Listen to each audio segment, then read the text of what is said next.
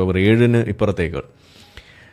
ഞാനിതിൽ കാണുന്നൊരു കാര്യം 3 വിഷയങ്ങൾ, അതായത് വീരവാദം, ഭീകരവാദം, ഇരവാദം, ഈ 3 സാധനങ്ങളും ഒരുമിച്ച് വന്ന് നമുക്ക് ഈ വിഷയം എന്താണ്, ഇസ്ലാമിക തീവ്രവാദികളുടെ, ജിഹാദികളുടെ, ഹമാസ് തീവ്രവാദികളുടെയൊക്കെ സ്ഥിരം പരിപാടി എന്താണെന്നുള്ളത് കൃത്യമായിട്ട് നമുക്ക് കാണാൻ സാധിച്ച ഒരു സംഭവമാണ് ഒക്ടോബർ 7 എന്ന് പറയുന്നത്. അങ്ങനെ ഒരു ഇമ്പാക്റ്റാണ് അതിവിടെ ഉണ്ടാക്കിയിരിക്കുന്നത്.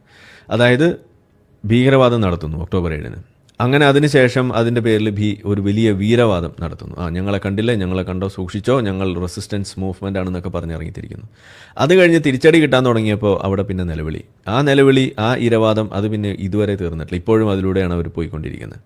ഇതാണ് നമ്മൾ കാണുന്നത്. അപ്പോൾ ഈ ഭീകരവാദം, വീരവാദം ആൻഡ് ഇരവാദം, ഈ 3 സാധനങ്ങളുമാണ് ടിപ്പിക്കലായിട്ട് ഇത്തരത്തിലുള്ള ഫാഷിസ്റ്റ് ജിഹാദി ഗ്രൂപ്പുകളുടെ എല്ലാവരുടെയും ഒരേപോലെ ഉപയോഗിക്കപ്പെടുന്ന ആയുധങ്ങൾ എന്നുള്ളതാണ് നമ്മൾ മനസ്സിലാക്കേണ്ടത്. അത് ഇന്ത്യയിലായാലും എവിടെയായാലും ഇത് തന്നെയാണ് ചെയ്തുകൊണ്ടിരിക്കുന്നത്.